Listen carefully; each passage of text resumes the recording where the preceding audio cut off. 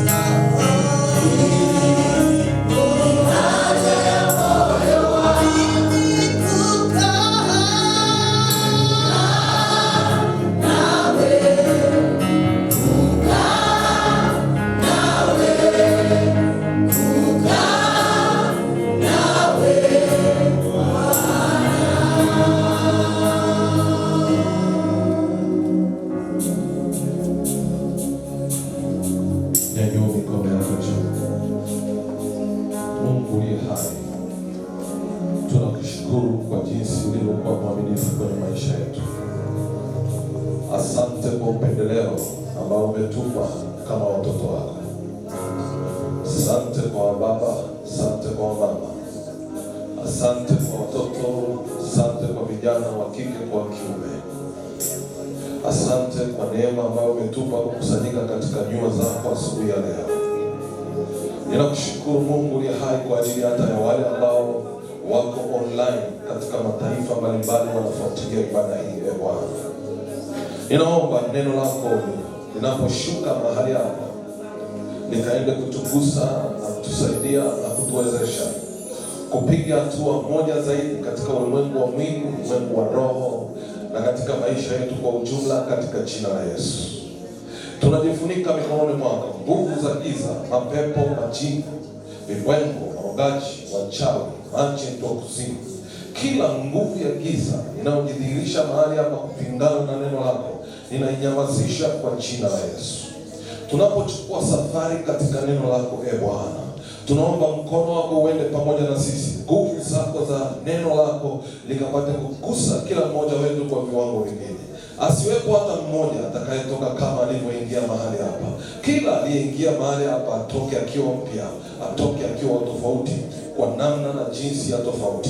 Ni katika jina la Yesu Kristo Baba nimeomba nikiamini na kushukuru, na kila mwenye pumzi aseme amen.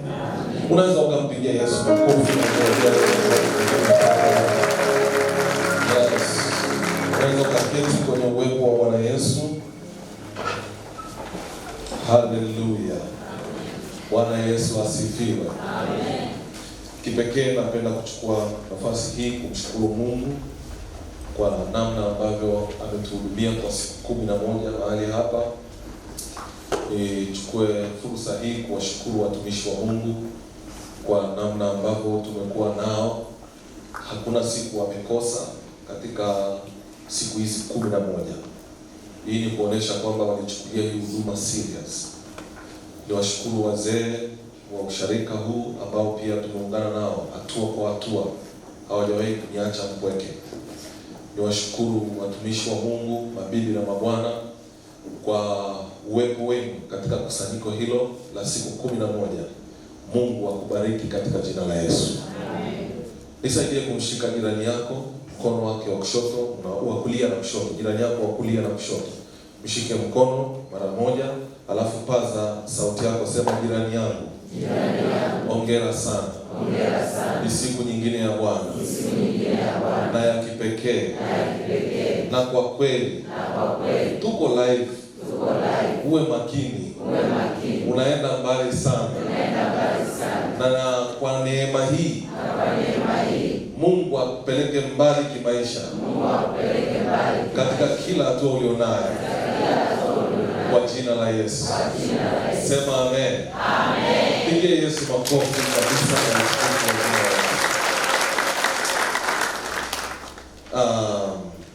Kwa sababu ya muktadha wa kile Mungu ameachilia siku ya leo, hatutatumia makorokoro mengi hapa kwa sababu tunaangaliwa na watu wengi. Bwana Yesu asifiwe. Amen. Kwa hiyo wale walioko online na wakaribisha katika ibada hii, na naomba uende pamoja na sisi kwenye neno hili, na naamini kuna kitu Mungu anaenda kutufundisha siku ya leo. Andika kwenye daftari lako, fahamu Mungu wa urejesho. Fahamu Mungu wa urejesho. Ninapokuambia umfahamu Mungu wa kurejesha au wa urejesho, ninamaanisha kupokea tena kitu kingine chema kilichokuwa kimepotea kwenye maisha yako. Inawezekana kuna kitu kiliibiwa. Inawezekana kuna kitu kilifichwa. Inawezekana kuna kitu kilibadilishwa. Inawezekana kuna mambo fulani yaliangamizwa kabisa kwenye maisha yako. Mengine yaliharibiwa. Wakati mwingine mambo mengine yalipasuka na kuvunjika. Ninapozungumza Mungu wa urejesho, ninamaanisha Mungu ambaye anakurejeshea kile ulichokuwa umepoteza. Naongea na mtu mahali hapa. Amen. Kuna watu walikuwa na afya, lakini leo hawana afya. Kuna watu walikuwa na kazi, walikuwa na neema ya kiungu kwenye maisha yao, walikuwa na amani, walikuwa na kibali fulani, walikuwa na nguvu fulani kwenye maisha yao, lakini leo hawana. Unaambiwa una fibroid, unaambiwa una uvimbe kwenye tumbo, unaambiwa una shida ya afya ya akili, unaambiwa kuna vitu fulani umepoteza, ngozi yako haijakaa sawa, una pressure, una sukari, umefilisika kwenye ulimwengu wa mwili na wa uchumi, umekosa amani kwenye maisha yako, mwingine mpaka ndoa imeharibika. Kile unajua kuhusu Mungu ndio kile Mungu anafanya kwenye maisha yako. Naongea na mtu mahali hapa. Kiti cha shetani kinakaa mahali ambapo hamna ufahamu, na shetani ana relax na anaweza akakuchezea kama mdoli kwenye maisha yako. Lakini ukishapata ufahamu, shetani ana nguvu tena na wewe kukugaragisha au kukuletea shida yoyote kwenye maisha yako. Naongea na mtu mahali hapa. Kwa hiyo ninapokuambia umfahamu Mungu wa urejesho, ukimfahamu kwenye hilo eneo, unawezekana unamjua kama mponyaji, unawezekana unamjua kama mwokozi, lakini hujawahi kumjua Mungu kama Mungu wa urejesho. Naongea na mtu mahali hapa. Kwa hiyo chukua safari hii katika Kristo tunapoingia kwenye hili neno, na nataka nikuhakikishie mwisho wa ibada hii, kama kuna chochote ulichoibiwa, kilichofichwa, kilichobadilishwa, kilichoharibiwa, kinarudi leo kwa jina la Yesu. Amen. Piga kelele, sema amen. Amen. Unasema mwalimu, unaongea kitu gani? Kuna aina mbili za urejesho. Kuna aina mbili za urejesho. Kama unaandika, andika hivi vitu. Aina ya kwanza ya urejesho, kuna huu urejesho unaitwa kadash. Rudia nyuma yangu, sema kadash. Tunasoma na Kiebrania huko ndani. Naongea na mtu mahali hapa. Kwa lugha ya Kiebrania, neno kadash lina maana au linahusiana na kufanya kitu kipya au kurejesha kitu kipya au kufufua kitu kipya. Ndio maana ya neno kadash. Hebu ringa nalo kwa jirani yako, mwambie kadash. Mwambie pokea nguvu ya kadash. Neno kadash ni neno la Kiebrania lenye maana ya kurejeshewa kitu kipya na bora kuliko cha kwanza. Naongea na mtu mahali hapa. Ndio maana ya neno kadash. Unasema mwalimu, unaongea kitu gani? Unaweza ukawa unatumia pikipiki yako miaka 5 kwa mfano, unaendesha na imefika kwenye uchakavu, alafu ghafla ukapata ajali. Naongea mfano maalum kabisa wa kweli. Kaka huyu alikuwa anaendesha pikipiki yake miaka 5 na ghafla ikatokea ajali, akagongwa na cruiser. Ile pikipiki ikaribika, lakini asante Yesu, yeye akabaki mzima. Naongea na mtu mahali hapa. Na yule aliyegonga akasimama, akamfuata, akamwambia, kaka, uko mzima? Akaniambia niko mzima. Akamwambia niko mzima. Pikipiki yako? Akasema imekwisha. Akasema naomba uchukue namba zangu, tutafutane kesho. Na yule kaka akachukua ile namba, akampigia kesho. Akamwambia njoo mjini. Wakampeleka kwenye duka la pikipiki. Akamwambia chagua pikipiki yoyote unaoisikia hapa. Yule kaka alikuwa na Toyo, lakini akaenda akachagua Boxer mpya. Naongea na mtu mahali hapa. Maana yake Mungu amemrejeshea kitu kizuri na bora kuliko cha kwanza. Hii ndio upako wa kadash. Naongea na mtu mahali hapa. Mungu anaenda kukurejeshea kitu kipya kizuri na bora kuliko ulichokuwa nacho. Kama naongea na wewe, sema amen. Huu upako wa kadashi, huu urejesho wa kadashi ndio ule uliompata Ayubu. Alipoteza watoto, alipoteza familia, alipoteza mali, alipoteza kila kitu. Kadashi ilipofika kwake, nataka nikwambie Mungu alimpa mambo bora na mazuri kuliko yale aliyokuwa nayo kwanza. Na ikawe kwako kwa jina la Yesu. Mimi sijui umepoteza nini. Inawezekana umepoteza ndoa, lakini nataka nikwambie Mungu anakurejeshea mpya, nzuri na bora kuliko ya kwanza. Inawezekana umepoteza elimu, inawezekana umepoteza afya, inawezekana umepoteza heshima yako. Watu wameanza kukudharau pale ofisini, watu wameanza kukudharau kwa maisha yako, kwenye ukoo wa kwenu unadharaulika. Ukienda hamna mtu anakuangalia, hamna mtu anakuthamini. kwa kile ambacho Mungu ameachilia juu yako. Nataka nikwambie, Mungu aliye hai anaenda kuachilia Kadash kwako kwa jina la Yesu. Kwa lugha nyingine, inawezekana umepoteza amani, inawezekana umepoteza utajiri uliokuwa nao, umepoteza ndoto zako. Ulikuwa na ndoto, ulikuwa na maono fulani kwenye maisha yako. Mungu akurejeshe nzuri kuliko ulizokuwa nazo kwa jina la Yesu. Kama ulikuwa una kazi ya milioni, Mungu akupe kazi ya milioni 5 kwa jina la Yesu. Kama ulikuwa na duka la mtaji wa milioni 10, Mungu akupe mtaji wa milioni 70 kwa jina la Yesu. Bora na nzuri kuliko uliokuwa nayo kwa jina la Yesu. Piga kelele, sema amen. Nasema mwalimu, unaongea kitu gani? Ezekiel 36:26. Ezekiel mlango wa 36 mstari wa 26. Ninaenda kwa spidi kwa sababu ya muda. Tungekuwa na projector tungeweza kwenda kuangalia ubao. Ezekiel 36 mstari wa 26, Biblia inasema, nami nitawapa ninyi moyo mpya. Sio ule wa zamani, mpya. Maana yake huu ni moyo unadondoshwa mwingine mpya. Nami nitatia roho mpya ndani yenu. Nami nitatoa moyo wa jiwe uliokuwa ndani ya miili yenu. Nami nitawapa moyo wa nyama. Hii ni urejesho wa kitu kipya na bora kuliko kile cha kwanza. Naongea na mtu mahali hapa. Unasema mwalimu, unaongea kitu gani? Yeremia 31:31. Yeremia 31:31. Biblia inasema, angalia, siku zinakuja, asema Bwana, nitakapofanya agano jipya, sio la zamani, jipya, na nyumba ya Israeli na nyumba ya Yuda. Hao watu walikuwa na agano la kwanza, lakini Mungu anasema, na siku zinakuja nitakapofanya agano jipya na nyumba ya Israeli. Kuna watu Mungu anaenda kuweka agano jipya na wao asubuhi ya leo kwa jina la Yesu. Kwenye eneo la uchumi, kwenye eneo la afya, kwenye eneo lolote, kuna agano jipya Mungu anaenda kutenda kwako kwa jina la Yesu. Ukisoma ile Yoeli 2:25, Yoeli 2:25, anasema, nami nitakurudishia hiyo miaka iliyoliwa na nzige na parare na madumadu na tunutu, jeshi langu kubwa nililotuma kati yenu. Anasema nitakurudishia.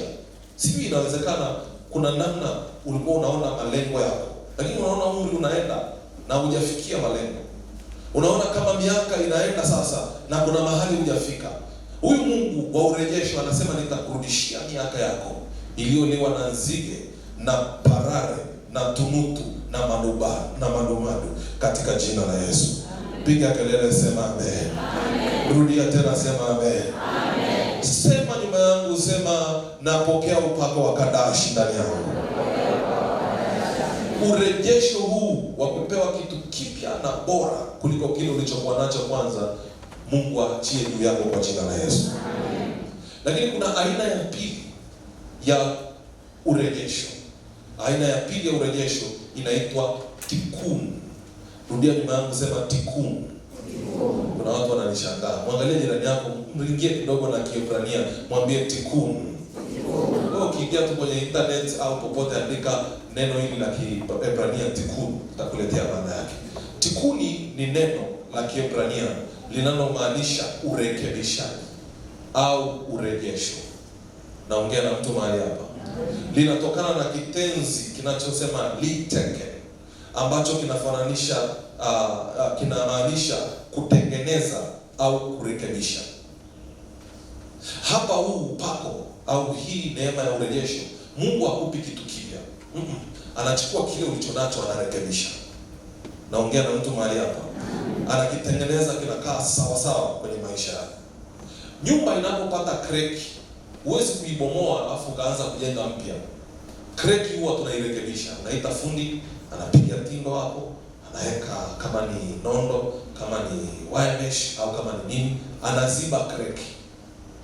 Mimi sijui kuna kreki gani kwenye maisha yako, lakini nataka nikwambie, hii neema ya tikkuni hii inaenda kurekebisha chochote kilichoharibika kwako kwa jina la Yesu. Piga kelele, sema amen. Nasema mwalimu, unaongea kitu gani? Ni kama vile mwana mpotevu alipoteza dira ya maisha, akapoteza wadhifa wake, akapoteza heshima yake katika familia. Lakini alipokaa mbele za Mungu na kutafakari, anaanza kula chakula cha nguruwe, akasema no, alipoadhimia, alipofikiri, alipowaza moyoni mwake, akasema narudi kwa baba yangu, na Mungu akarekebisha maisha yake na akawa bora zaidi kwa utukufu wa jina la Yesu. Naongea na mtu mahali hapa. Inaweza kuwa ni afya imekorofishwa, Mungu anaenda kuirekebisha. Inawezekana ni ndoa. Mungu kwenye eneo la ndoa, si unajua kiapo cha ndoa ni cha milele, si ndio? Yaani ukishaapa ndoa ni milele. Kwa hiyo usitegemee kupewa upako wa kadashi kwenye ndoa. Mungu anakupa upako wa tikuni kwenye ndoa. Naongea na mtu mahali hapa.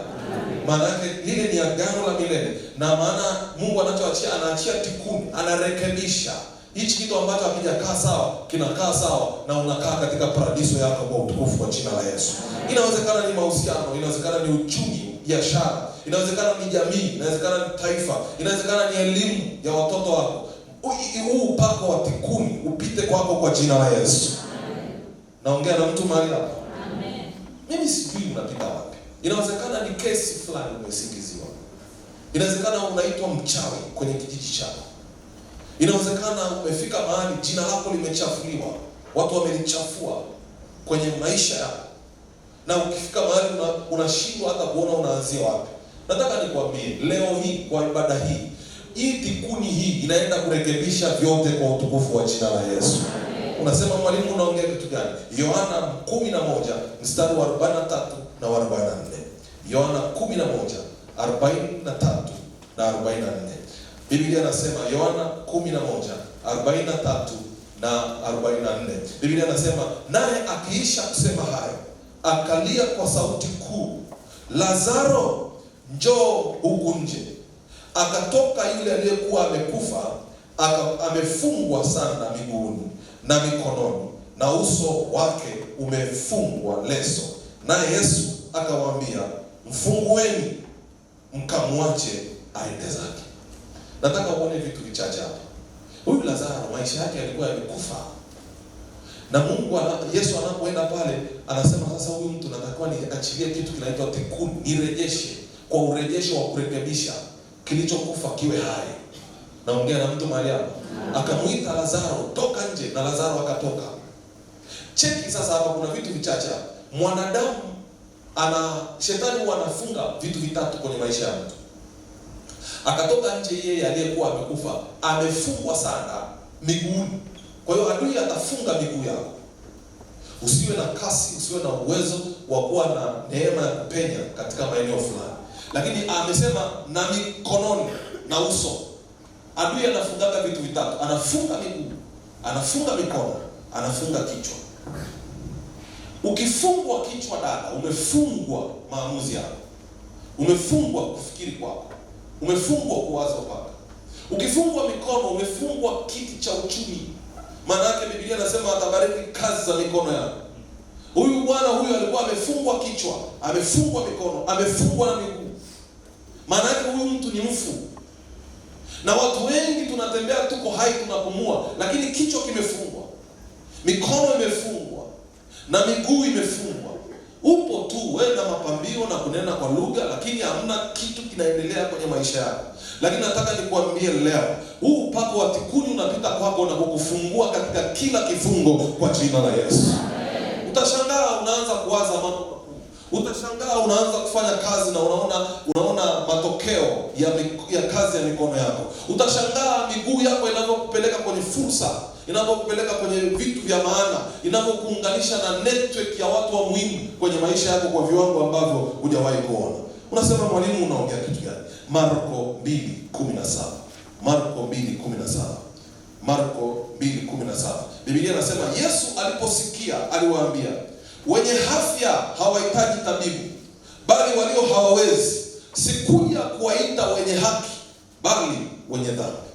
Na Yesu yuko hapa kwa ajili ya kuhakikisha anarekebisha kila aliyeharibiwa au jambo lake lililoharibika likawe sawa sawa kwa jina la Yesu. Bwana Yesu asifiwe. Amen. Unasema mwalimu unaongea kitu gani? Yeremia 30 mstari wa 17. Yeremia 30:17. Usifikiri ni kitu nimedondosha tu mahali. No, ni kimaandiko kabisa. Yeremia 30:17. Biblia inasema, maana nitakurudishia afya, nami nitakuponya jeraha zako, asema Bwana. kwa sababu wamekuita mwenye kutupwa, wakisema ni Sayuni ambayo hapana mtu autakaye. Inawezekana kuna namna unapita kwenye eneo fulani la afya na watu wamekata tamaa na wewe. Hakuna mtu anakutaka tena. Wameshazoea malalamiko yako, wameshazoea vile unavyopitia. Lakini nataka nikuambie leo hii, huyu Mungu wa tikuni anapita kwako na kukurekebishia hiyo afya katika jina la Yesu. Piga kelele, sema amen. Amen. Rudia tena, sema amen. Amen. Nisikilize kwa makini. Neema ya urejesho inalenga nini? Kwa nini Mungu anaachia neema ya urejesho na huduma ya urejesho na mafuta ya urejesho kwenye hii dunia? Sikiliza hivi vitu vitatu. Jambo la kwanza, neema ya urejesho ipo na Mungu ameiachia kwa maana Mungu anataka adui zako wajutie walichokufanyia. Mungu anataka adui zako wajutie walichokufanyia. Kila aliyekufanyia ubaya, urejesho ndio silaha itakayomfanya ajutie kile alikufanyia. Naweza nikakupa ushuhuda huu wa mtu mmoja wa kiroho, anaitwa Kenneth Hagin. Wengi wetu tunamfahamu. Kama ufahamu, nenda YouTube, andika hilo jina, Kenneth Hagin. Sasa hivi ni marehemu, alikufa akiwa mzee sana. Lakini huyu baba alikuwa na kensa ya damu kwa miaka miwili. Na kwa miaka yote miwili alilala kitandani. Mama yake alikuwa amekata tamaa. Ni anampelekea chakula kitandani, anamlisha, anamwogesha, anambadilisha. Alikuwa hoi kufa. Na Kenneth Hagin akafika mahali akaanza kulisoma neno la Mungu na kuendelea kulitafakari na kuomba. Siku Roho Mungu akamwambia lazima usimame kwenye hicho kitanda. Na yule Kenneth Hagin akachukua hatua ya kiimani. Akasema leo naweza. Wakati mama yake anaandaa chakula ampelekea, akamwambia mama, leo usiniletee chakula chumbani na kuja kula sebuleni. Mama yake akastaajabu. Akasema hichi ni kitu gani? Na wakati chakula kimeiva ameweka pale, anakaribia kwenda kumwambia njoo kula, akakutana naye kwenye corridor. Anajigongoza. Anaenda namna hiyo.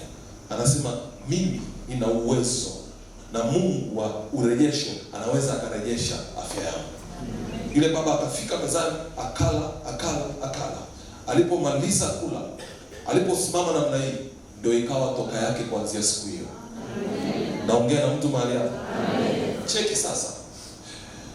Huyu Kenneth Hagin, ukiangalia kwenye historia ya watumishi, ndiye mtu alikuwa na mafuta ya uponyaji wa hali ya juu. Alikuwa akitamkia kensa out, hiyo kensa inaondoka. Viwete simama, nasimama. Watu wenye shida fulani toka, inatoka. Na alikuwa na mafuta ya uponyaji kwa viwango vikuu. Nini kinafanyika hapa? Mungu alimwachia apite wakati mgumu wa mateso ya ule ugonjwa ili amponye na ampe neema ya kumfanya shetani ajute kwenye maisha yake. Mungu alipomrejeshea afya, alimpa na mafuta ya uponyaji. Naongea na mtu mahali hapa. Kama naongea na mtu hapa, sema amen. Mungu akurejeshee kitu kilichoibiwa kwenye maisha yako kwa jina la Yesu.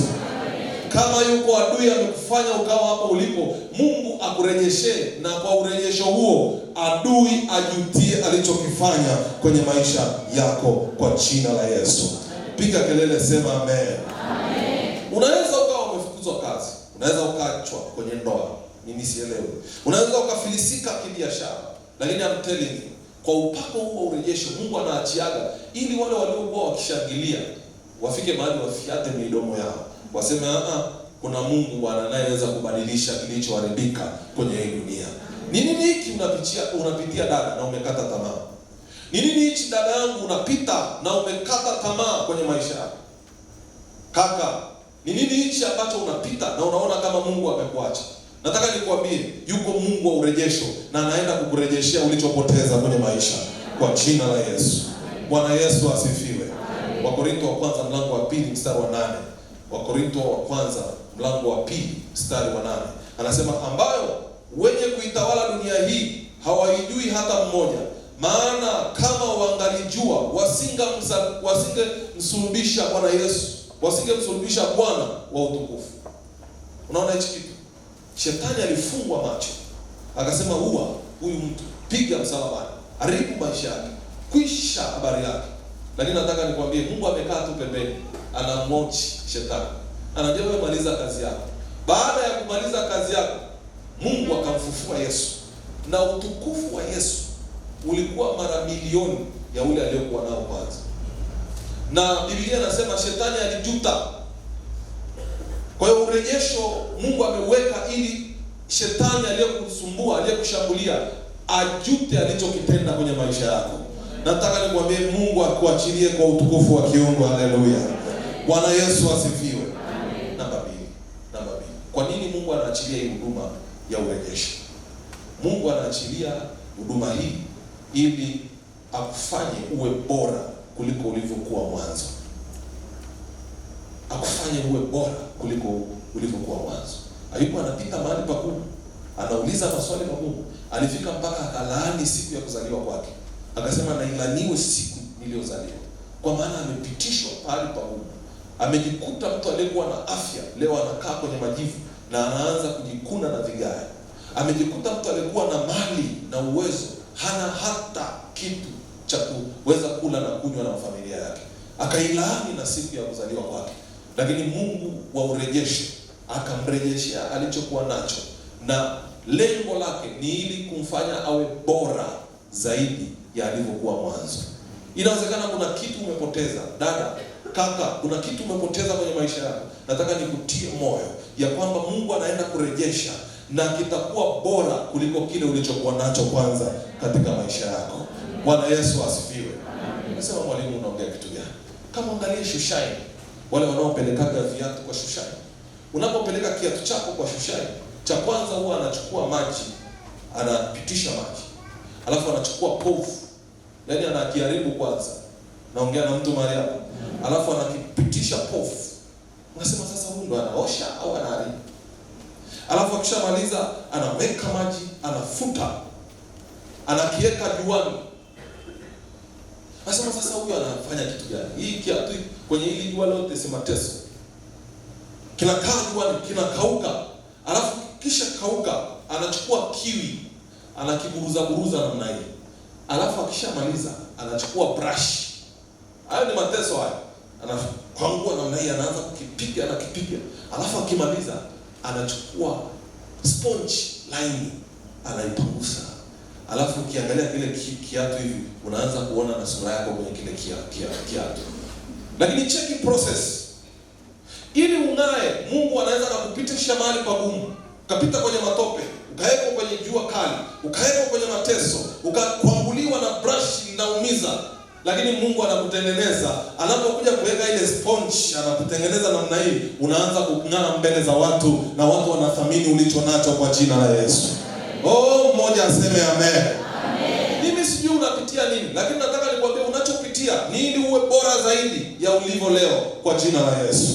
Piga kelele, sema amen. Amen. Piga kelele, sema amen. Amen. Namba 3, kwa nini Mungu anaachilia huduma ya urejesho kwenye hii dunia na kwenye maisha yetu?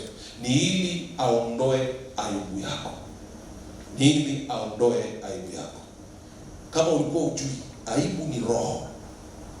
Mungu anataka arejeshe heshima yako huku mjini.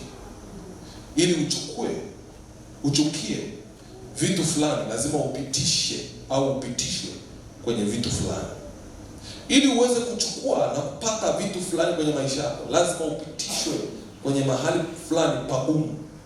Mwana mpotevu baada ya kupitia mapito alizingatia moyoni mwake, na alipozingatia Mungu alimrudishia kile alichokuwa nacho, tena na bora na heshima ya hali ya juu kuliko alichokuwa nacho.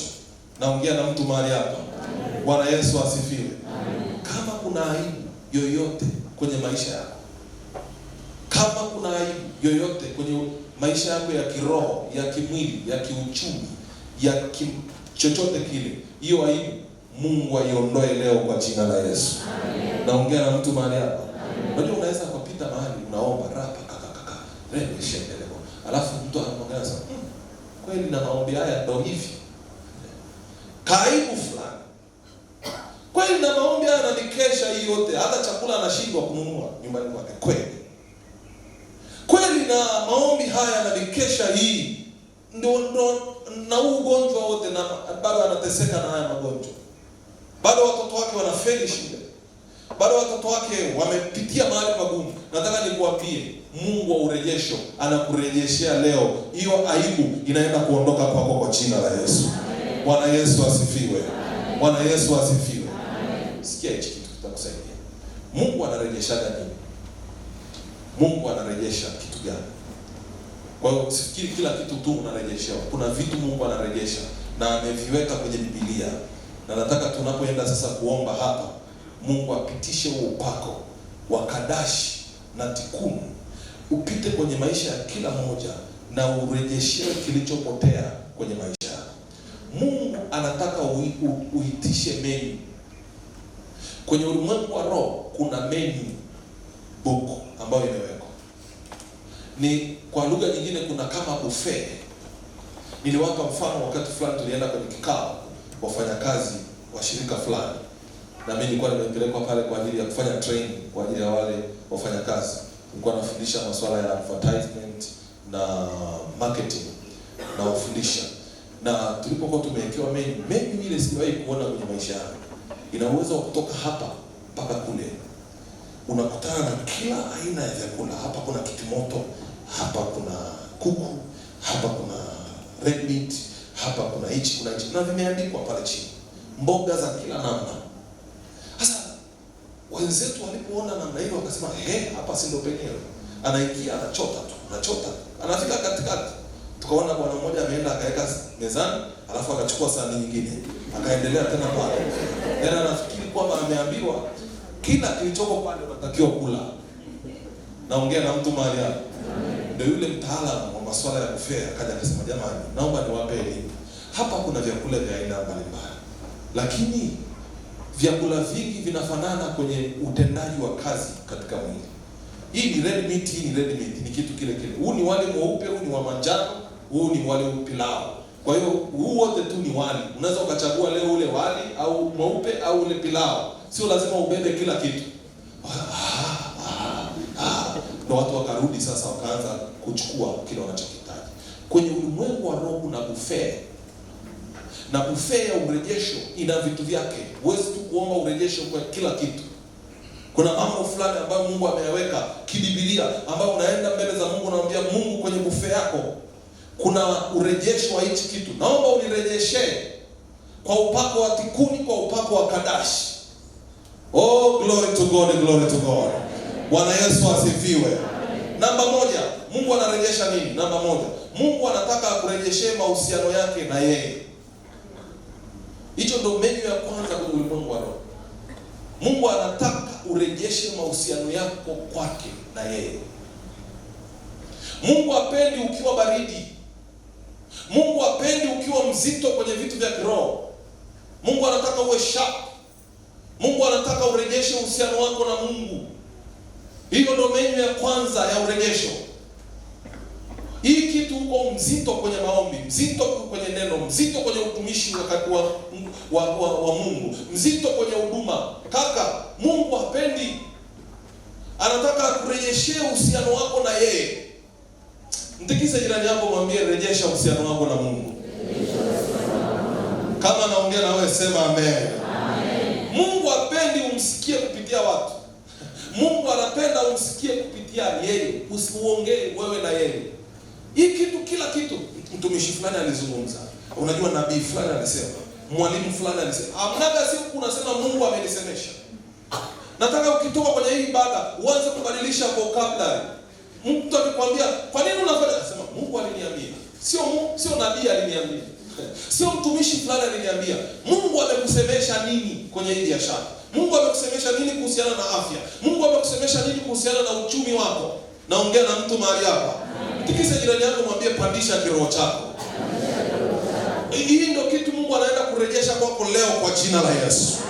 Mungu anataka kusema na wewe kama rafiki. Hebu nisaidie kumwangalia jirani yako hata kama anatisha. Wewe mwangalia hapo usoni mwambie, uko wapi kiroho wewe? Muulize mwambie, uko wapi kiroho? Kuna watu hapo tu huku mjini, wao ni hela na wao. Wao ni shughuli na wao. My friend, mimi nakuonea huruma. Wakati unapambana na maisha, usisahau kiroho chako. Usisahau kiroho chako. Hii kitu mafua tu, unatafuta namba ya nabii. Nasikia mafua. Naomba uniombee. Kaka, kuna mahali utaingia pabaya. Naongea na mtu mahali hapa. Kuwa na pandisha kiroho chako. Kuwa jitu la maombi. Rudi kwenye ile mikesha. Rudi kwenye ule utoaji wako wa sadaka. Rudi kwenye ile nidhamu yako ya kumtumikia Mungu. Rudi kwenye ibada. Rudi katika lile ambalo Mungu anataka huko. Rejesha hicho kitu na Mungu akurejeshe kwa jina la Yesu. Oh, jirani yangu piga kelele, sema amen. Haleluya. Rejesha mahusiano yako na Kristo. Mtikise jirani yako, mwambie rejesha mahusiano yako na Kristo. Mwambie na huyo mwingine, mwambie rejesha mahusiano yako na Kristo. Bwana Yesu asifiwe. Ukiharibu mahusiano yako na Mungu, utaharibu uhusiano wako na watu. Aya bakandaya. Ukiharibu uhusiano wako na Mungu, utaharibu uhusiano wako na watu. Watu hawakupendi kwa sababu wewe ni mzuri. Watu hawakupendi kwa sababu una hela tu. Watu wanakupenda kwa sababu una uhusiano na Mungu kwenye maisha yako. Naongea na mtu mahali hapa. What can I say? Spend more time with God and spend less time with people. And I'm telling you, kitu ambacho ulikuwa ukatumia masaa 4 ili ukipate, unatumia dakika 1 unakipata. Naongea na mtu mahali hapa. Naongea na mtu mahali hapa. Tenda ambayo ulikuwa unaifuatilia kila siku tata, unaenda unarudi, unaenda miezi 2, miezi 3.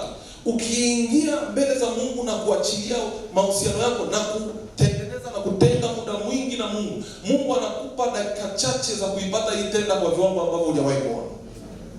Mtikise jirani yako, mwambie changamka kwa Yesu. Rudi tena kwenye ule uhusiano wako na Yesu. Bwana Yesu asifiwe. Bwana Yesu asifiwe. Bwana ndiye mchungaji wangu, sitapungukiwa na kitu. Katika malisho ya majani mabichi unilaza, kando ya maji ya utulivu uniongoza. Uniuisha nafsi yangu na kuniongoza katika njia za haki kwa ajili ya jina lake. Jina la nani? La Yesu. Una Yesu. Sahau hizi hadithi za Zaburi ya 23 kwenye maisha yako. Jitahidi dada, pandisha kiroho chako. Rudi kwenye yale magoti ulikuwa unaomba masaa 2, unamwambia Mungu, nifundishe namna ya kutoboa hapa. Nipe hekima ya namna ya kuishi na ujirani. Nipe hekima ya namna ya kuishi na hawa wateja wasumbufu kwenye maisha yako. Naongea na mtu mahali hapa. Na utashangaa Mungu anarejesha vitu vikuu sana. Sasa tuna maandiko mengi lakini muda wetu ni mchache. Natamani tuende kwa speed kidogo kwenye maisha yetu. Naongea na mtu mahali hapa. Namba 2. Mungu anarejesha nini? Namba 2. Mungu anataka akurejeshe baraka zilizobadilishwa. Baraka zilizobadilishwa. Mungu anisaidie niweze kuachilia hichi kitu, kwa sababu roho mwangu nasikia kabisa, na Mungu alinisemesha wakati nilikuwa kwenye maombi, naombea ni nini nije niseme na kanisa, akanidondosha hata zaidi. Kwa hiyo naomba uwe na sikio la hali ya juu zaidi. Mungu anataka akurejeshe baraka zilizobadilishwa. Kuna vitu huna kwa sababu kuna mtu anavyo. Dada, kuna vitu leo hauna, lakini kuna mtu amekiiba. Kuna mtu amekichukua. Si kwa sababu huna au Mungu hakukupa. Mungu alikupa. Mungu alikupa. Lakini kuna namna adui amekutenda kwa akili, akaiba ulicho nacho. Na hapa ulipo unateseka kwa viwango ambavyo hujawahi kuona. Lakini si kwa sababu Mungu amepanga uteseke. Kuna mtu ameiba ulichokuwa unatakiwa uwe nacho. Naongea na mtu mahali hapa.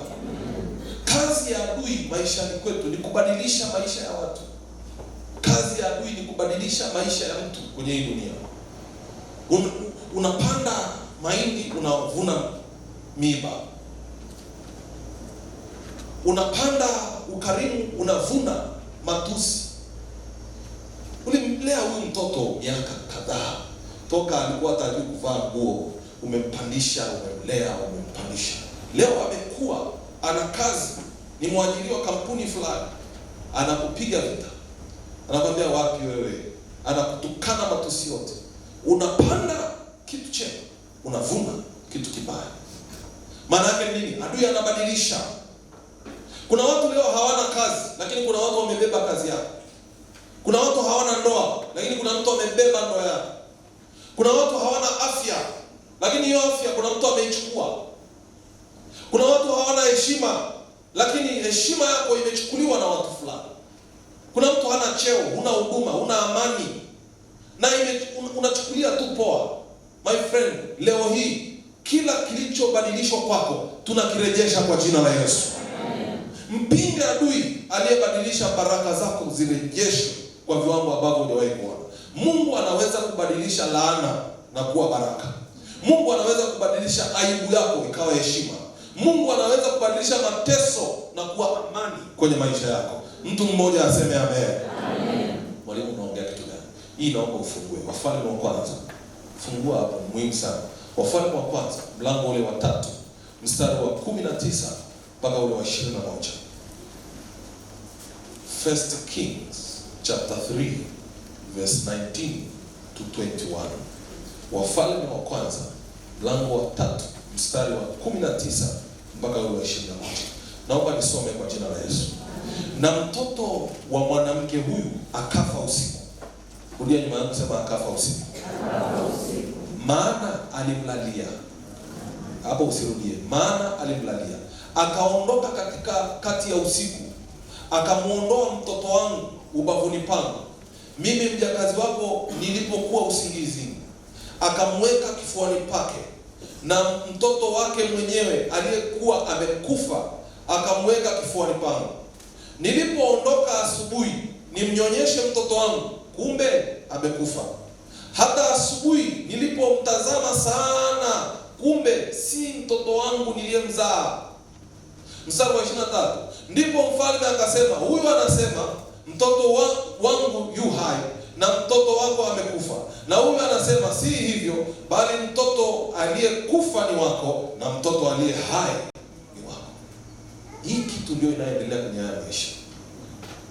Unalala usingizi kiroho, adui anakutegea namna hiyo, anakubadilishia hii biashara iliyokufa anakupa, alafu anachukua biashara yako iliyo hai anaondoka nayo. Unapambana na biashara, unapambana na afya yako, unapambana na maendeleo, lakini kumbe kuna mtu alishakubadilishia. Wakati ulikuwa una usingizi wa kiroho, umelala, hauombi, hauna neno, hauna ibada, umejitenga na watu wanaompenda Yesu, umekaa kivyako vyako, adui anapita hapo, anaiba kilicho hai, anakupa kilichokufa. Huyu mama analalamika, anasema nilikuwa nimelala, huyu mtoto anamchunguza, sio wa kwangu. Mpaka mfalme alipokuja kutumia hii mbinu ya kumrejeshea huyu mama kilicho cha kwake, haikuwa rahisi. Mungu yuko kazini leo. Yoyote aliyekubadilishia kitu chochote, kwa mtoto, mume, mke, familia, biashara na chochote ulicho nacho, leo hii kinarejeshwa kwa jina la Yesu. Amen. Piga kelele, sema amen. Amen. Bwana Yesu asifiwe. Amen. Nasema mwalimu, unaongea kitu gani? Mungu wetu ni Mungu anayetupenda. Kumbukumbu la Torati 28 mstari wa 2 na wa 4 mpaka ule wa 4. Kumbukumbu la Torati 28 2 mpaka 4. Biblia inasema, na baraka hizi zote zitakujilia na kukupata usikiapo sauti ya Bwana Mungu wako. Utabarikiwa mjini, utabarikiwa na mashambani, utabarikiwa uzao wa tumbo lako na uzao wa nchi yako na uzao wa wanyama wako na mifugo na maongeo ya ng'ombe zako na wadogo wa kondoo zako. Swali langu, hili neno ni kweli kwako? Mtikise jirani yako, mwambie hili neno linaishi kwako. Kama aliishi, maana yake umebadilishiwa. Maisha Mungu aliyokupa, amekwambia utabarikiwa mjini, utabarikiwa shambani. Na kuuliza swali, hapa mjini umebarikiwa? Shambani umebarikiwa? Kama kuna swali lolote ulilonalo, nataka nikwambie umebadilishiwa. Maisha Mungu aliyotupa ni haya. Utabarikiwa uzao wa tumbo lako, cheki uzao wako. Utabarikiwa nchi ulionayo, cheki nchi yako. Utabarikiwa wanyama wako na mifugo yako na maongeo ya ng'ombe wako na wadogo wa kondoo zako, watabarikiwa. Na uliza, wamebarikiwa? Kama kuna shoti mahali popote katika haya, my friend, umebadilishiwa. kwa ujasiri wote kama mtumishi wa Mungu na kueleza leo umebadilishiwa. Na nataka nikwambie kwa upako wa Tikuni na Kadashi tunarejesha vyote vilivyoharibika kwa jina la Yesu. Piga kelele, sema amen. Bwana Yesu asifiwe. Bwana Yesu asifiwe. Sasa muda sio rafiki. Kwenye hii menu kuna vitu vingi ambavyo tunaweza tukamwomba Mungu. Lakini nataka tuende na haya mambo mawili. Jambo la kwanza tunamwambia Mungu turejeshe uhusiano kati yangu mimi na wewe.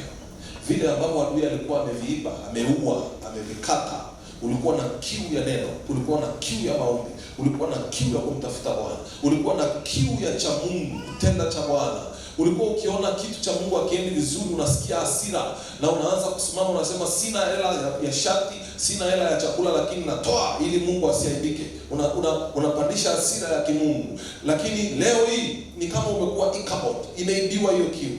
Lakini kuna mtu mwingine alikuwa na vitu vizuri, vilivyo hai, una afya nzuri, una maisha mazuri, una hichi kizuri, kila kitu kama kitabu hichi cha Kumbukumbu la Torati 28 kinavyosema. Lakini leo kuna namna maisha yako haijakaa sawa. Nataka nikwambie tunaenda kumuomba Mungu hapa na kila kitu kinarejeshwa kwa jina la Yesu. Simama kwa miguu yako kwa mbele. Manda na shoro.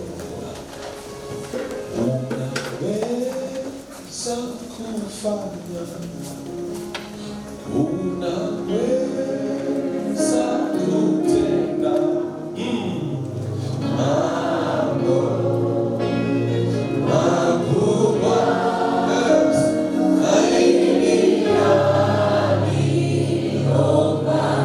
Hebu maanisha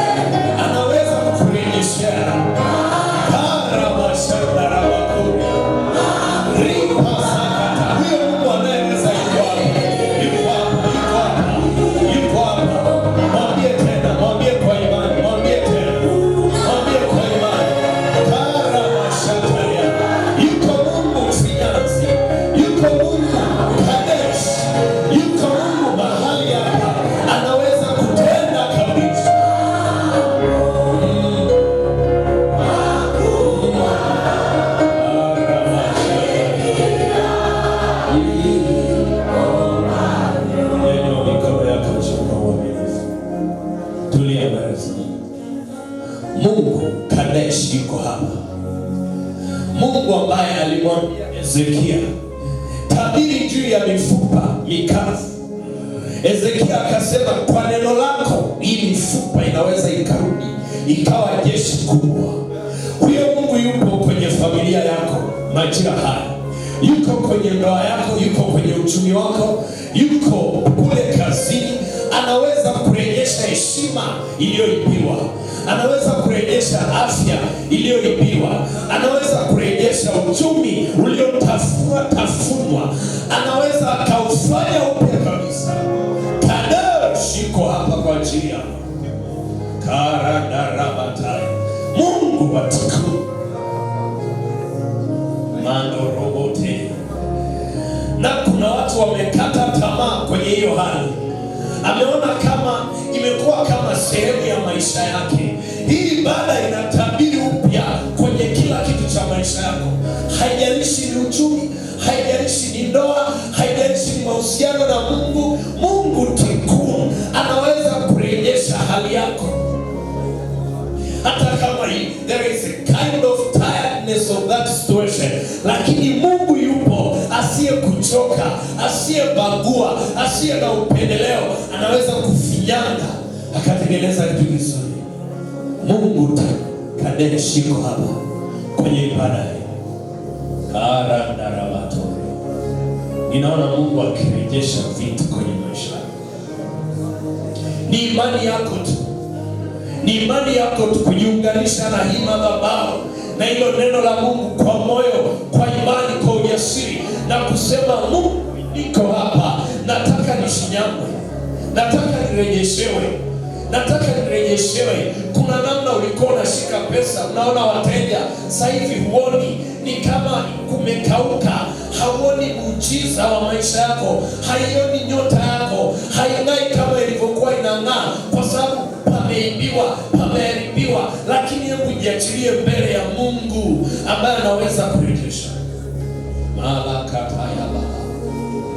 Sema, Bwana Yesu, Bwana Yesu, Bwana Yesu, asubuhi ya leo ninakuja mbele zako.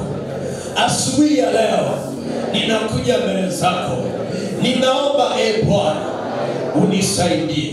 Ninajiungamanisha na hii madhabahu ambayo asubuhi ya leo kuna urejesho wa vitu vyangu vilivyoibiwa, vilivyobatilishwa kwenye maisha yangu.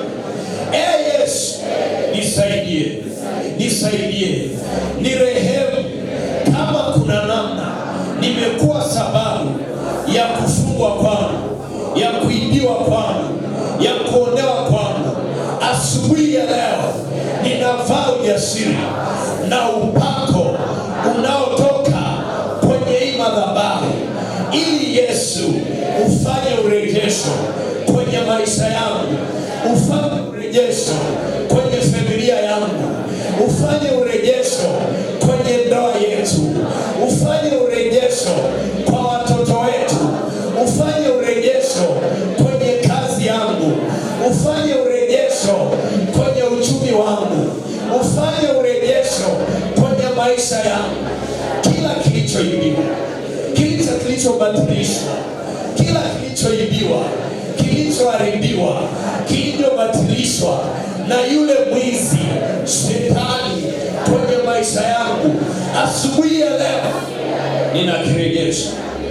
Asubuhi ya leo ninakibatilisha.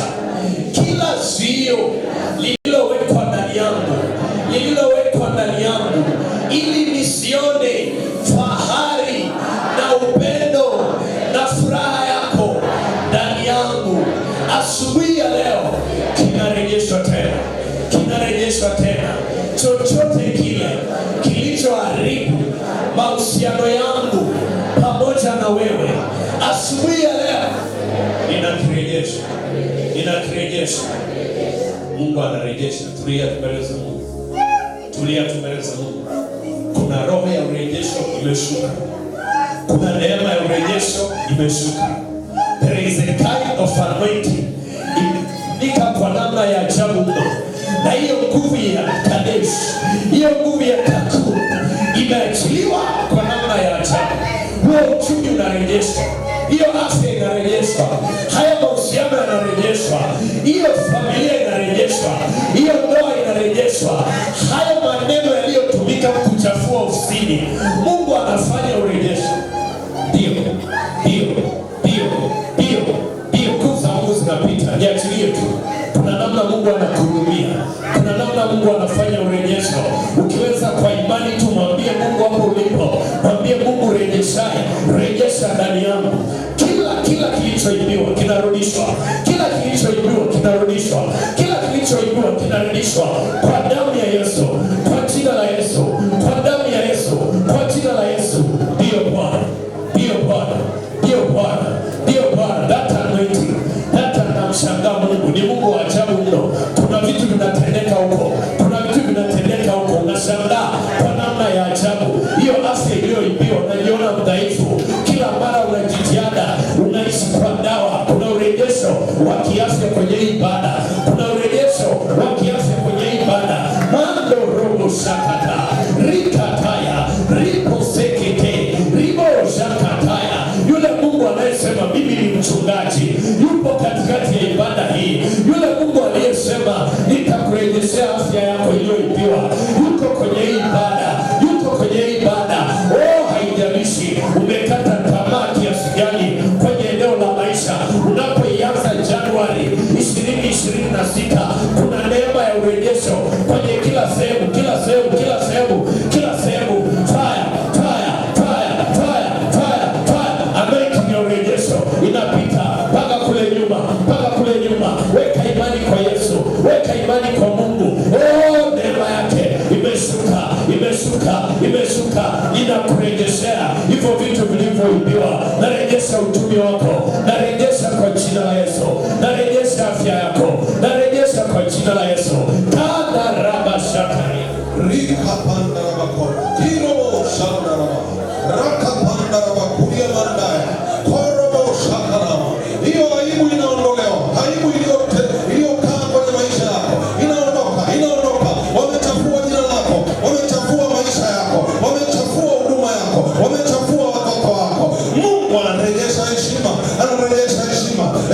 ya Bwana, heshima ya Bwana inarudi tena kazini kwako, kwenye biashara yako, kwenye afya yako, kwenye mazingira yako. Kibali kipya, mafuta mapya, neema mpya, hatua mpya, hekima mpya, upako mpya unarudi kwako kwa jina la Yesu na kwa damu ya mwana kondoo. Nani aliyekwambia ndio mwisho hapo? Mimi nakwambia sio mwisho. Mungu ana mpango na wewe, Mungu ana mpango na wewe. Nani alikwambia kufukuzwa kazi ndio mwisho wa kupata kazi nyingine? Nani alikwambia kuachwa kwenye mahusiano ndio umeishia hapo? Nataka nikwambie Kikun na Kadash iko kazini kwako kukurejeshea chochote kilichoibiwa, ulichobadilishiwa. Wamekubadilishia mauti, wakachukua afya. Raka panda rabakora rika sanda rabako rika panda rabakari amanda raka paka riko sanda rabakuria. Kwa damu ya mwana kondoo wameiba mme wako, wameiba mke wako, wameiba maisha yako, wameiba amani ya nyumba yako, wameiba watoto wako. Narejesha kila kilichoibiwa kwenye maisha yako kwa damu ya mwana kondoo. Pokea.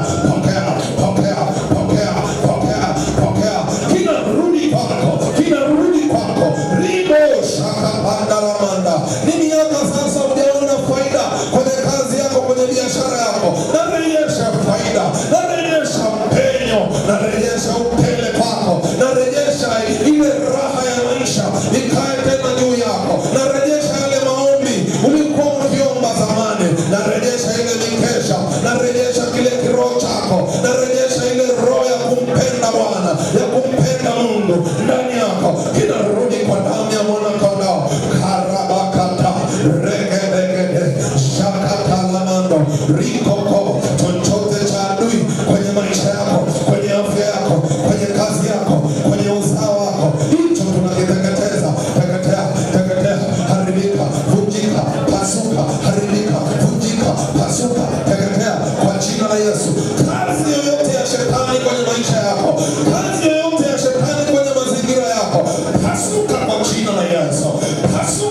kwa damu ya mwana kondoo. Nyanyua mikono yako juu, nyanyua mikono yako juu, nyanyua juu zaidi. Iko nguvu ya Mungu inapenya. Haya machozi unaolia kila siku ukienda kitandani unalia, vita unaopigwa na wakwe, vita unaopigwa na upande ulioolewa na uliooa, Mungu anakurejeshea heshima. Hawa waliokukataa wataanza kukubali. Hawa waliokusema haufai wataona wewe ni wa thamani. Hii hali inayoendelea kwenye maisha yako, Mungu anaenda kubadilisha. Turn around, turn around, turn around. Iko nguvu inapita. Haya, pokea. Power. Nguvu ya Mungu. Upako wa Roho Mtakatifu unapenya juu yako. Pokea. Kwa jina la Yesu. Kwa damu ya Yesu. Na kwa jina la Yesu. Receive it in the mighty name of Jesus. Nyanyua mikono yako chini. Alafu naomba tutulie kimya, tusikie tukinanda kwa sauti ya chini. Nyamaza kimya. Ninaona mtu ambaye mara kadhaa ukiwa unatembea unasema bora nife, bora nijiue, bora niondoke kwenye hii dunia. Umekosa thamani ya maisha kwenye hii dunia. Njoo hapa mbele. Huo ni mshale wa adui. Njoo hapa. Iko nguvu ya Mungu. Kimbia. Unasema bora nife. Wakati mwingine unasema sigari liligonge tu. Mwingine anasema usibora tu niishi hapa. Uko mpaka Mungu akukusaidia kwenye neno. Rakapaya mana. Njoo. Ukikaa shauri yako. Unapita mahali fulani kwenye ndoa. Unapita mahali fulani kwenye maisha yako. Na umefika mahali umekata tamaa. Unasema Mungu kwa maisha gani haya? Njoo. Uko mpaka wa Kandashi na Tikuni hapa kwa ajili ya kurejesha chochote ambacho kimepotea kwenye maisha yako. Manda kapara baka. Shakatara mandai. Yes. Mando korobo shakata. Ninaona kaka ambaye umekoswa na ajali mara kadhaa. Na umeona umefika mahali unafikiri unasema bora ningekufa. Na umekaa hapo. Njoo mbele. Kuna mpango wa adui ambao lazima tuupenue kwenye maisha yako. Rokopo raba shanda raba. Kanisa, nyanyua mikono yako juu. Nyanyua kwa ajili ya hao wapendwa. Huwezi jua mpaka mtu anafika mahali anasema bora niondoke duniani. Sio kitu kidogo. Kuna kitu Mungu amepanga juu yako. Mungu ni hai. Ninaachilia neema ya kiungu juu yako. Nguvu ya Mungu ikwao. Ifuatilie mpaka kwenye chanzo cha hili tatizo na hii shida. Kwa jina la Yesu na kwa damu ya Yesu. Kwa damu ya Yesu na kwa jina la Yesu. Watumishi wekeni mikono juu yao. Shuka tu. Wekeni mikono juu yao. Iko nguvu ya Mungu inapenya. Raka panda rabosika ramaya. Kapanda raba. Rika sanda raba.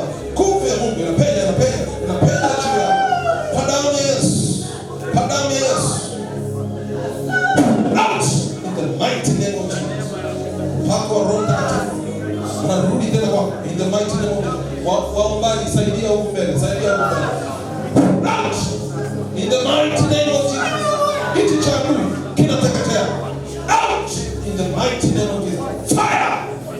In the mighty name of Jesus. Nguvu ya Mungu inapenya. Raka paka ya kato. Sheketele manda. Rimanda kapa. Aya, nguvu za Mungu zinapenya.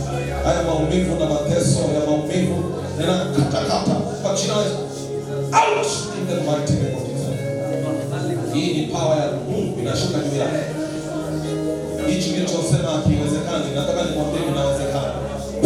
In the mighty name of Jesus. Yes.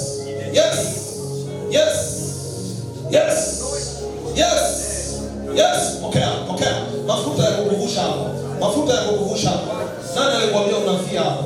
Nani alikwambia unaishi hapa? Nani alikudanganya? Bado Mungu ana mpango na wewe. Fire in the mighty name of Jesus. Karamondo kokoria. Baba shamba. Rika panda na baseke. Ninaona mtu ukiona kichwa kimekuwa mzigo kwako, kimbia hapa mbele mara moja. Kichwa kimekuwa mzigo kwako. Sizungumzi kichwa unakunywa paracetamol kimeisha. Nazungumza kichwa ambacho unaumwa na hujui solution yake. Umeambiwa kunywa maji, umekunywa mpaka unataka kuzimia, lakini bado vinasumbua. Kimbia hapa mbele. Kuna mkono wa Mungu wa kukusaidia hapa. Hiyo ni silaha ya adui. Ni silaha ya adui. Manda kapara basho. Wapisheni hapa. Moja kata, raba kata. Haya, wewe kichwa, sikia sauti ya Mungu. Kuanzia leo, haya maumivu ya kichwa na mateso kwenye huu mwili.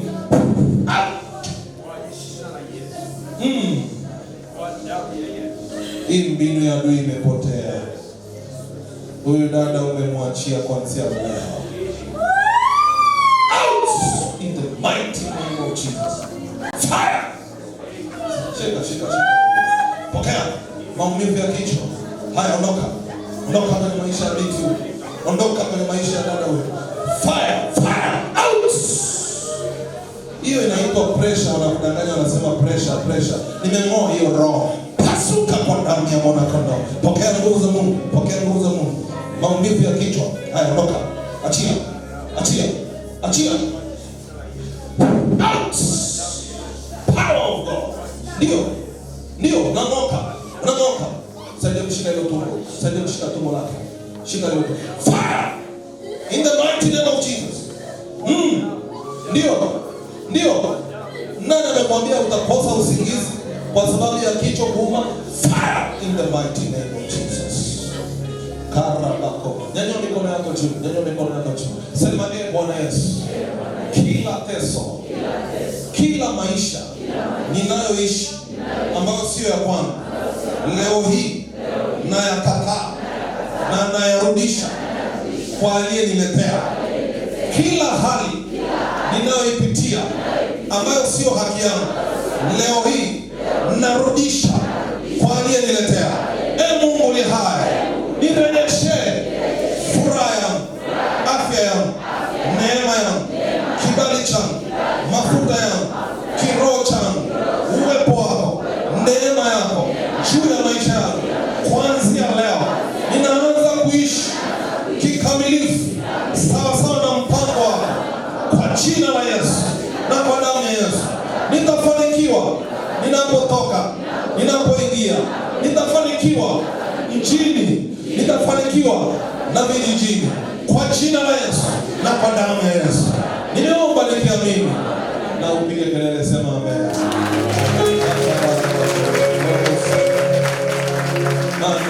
Nakupa muda, nenda mwambie jirani yako, mtabirie, mwambie Kadash na Tikun imekaa juu yako, umerejeshewa kilichoibiwa kwa jina la Yesu Kristo wa Nazareti aliye hai. In the mighty name of Jesus.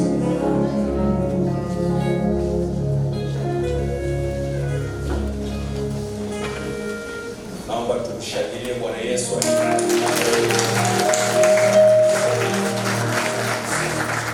Bwana Yesu asifiwe. Haleluya. Tunamshukuru Mungu ambaye amewatumia watumishi wake katika ibada hii. Basi wakati huu ni wakati wa kumshukuru Mungu kwa sadaka zetu. Niwakaribishe ninyi wote tumtumikie Mungu kwa sadaka. Tutakuwa na sadaka tatu. Ya kwanza ni ahadi na collect, ya pili ni shukrani Ijumaa, na ya tatu ni fungu la 10 kwa wale waliojiandaa. Ninawakaribisha wale wote walioko online. Karibu. Namba ya akaunti ya shirika ili tuweze kuisoma hapa wakati huu kwa tunajiandaa kumsifu Mungu.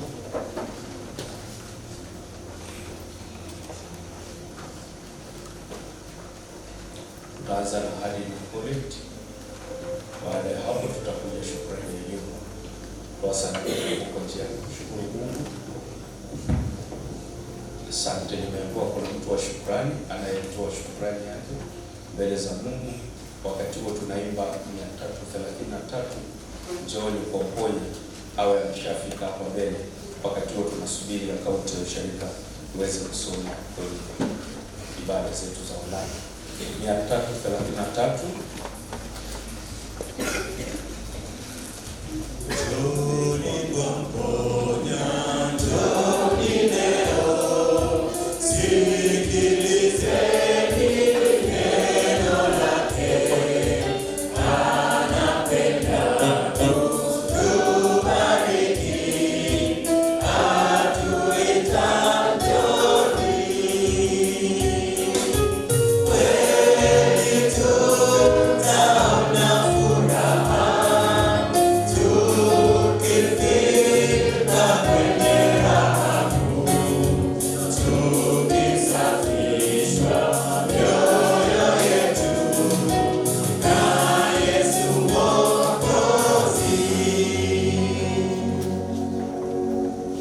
ajili ya familia hii iliyofika mbele za Mungu kumshukuru kwa sadaka, kwa matendo makubwa ambayo Mungu amewatendea.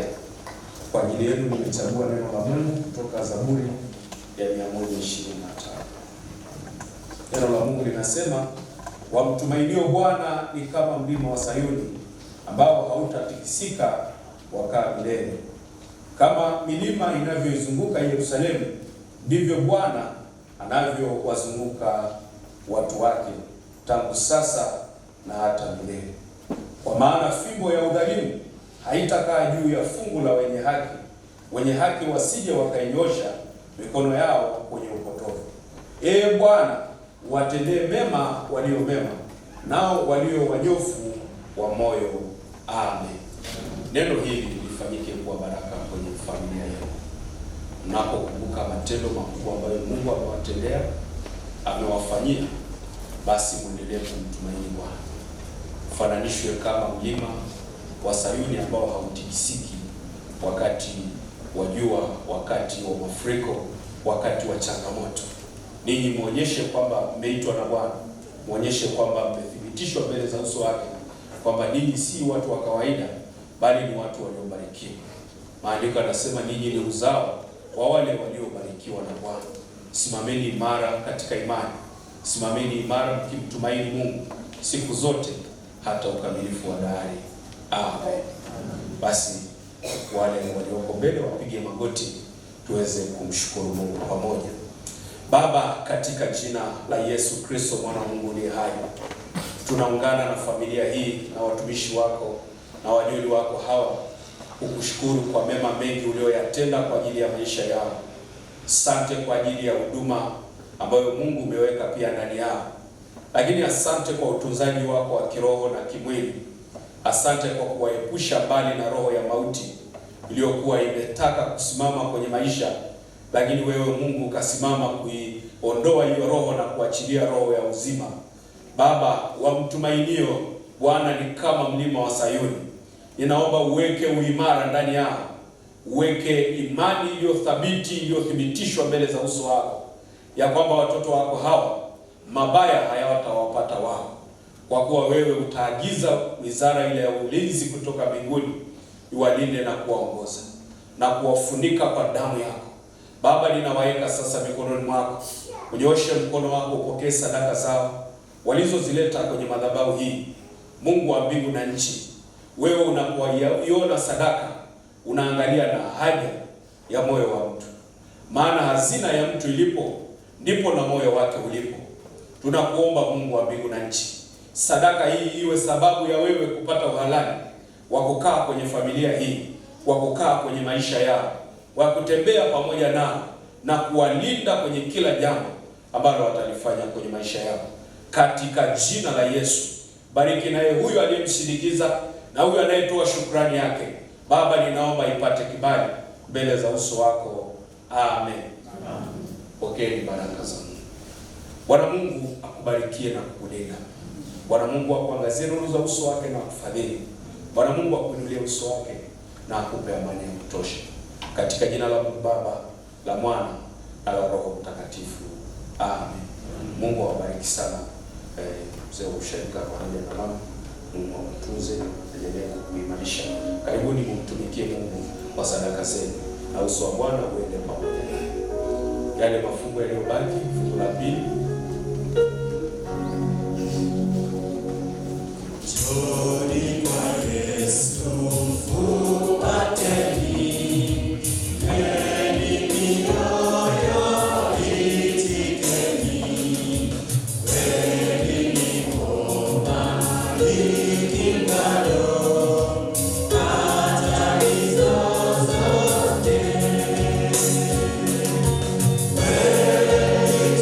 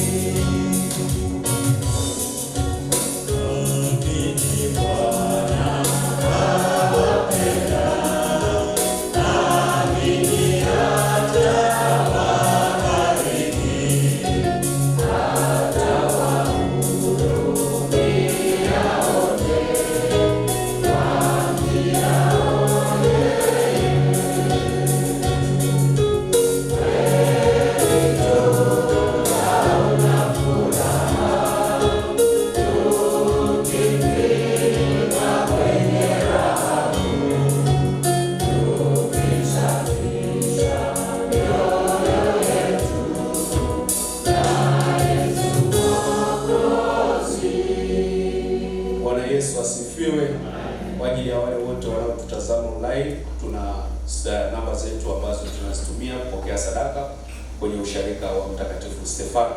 Tunaanza na lipa namba ya M-Pesa ambayo ni 35 02 21 25 3. Jina litakuja Sadaka KKKT Mtakatifu Stefano.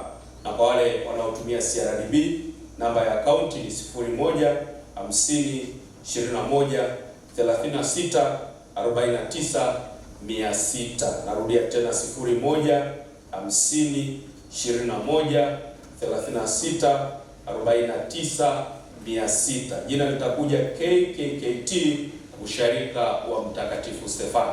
Mungu akubariki sana kwa sadaka yako, na Mungu aendelee kukufanyia na kukupa haja ya moyo wako.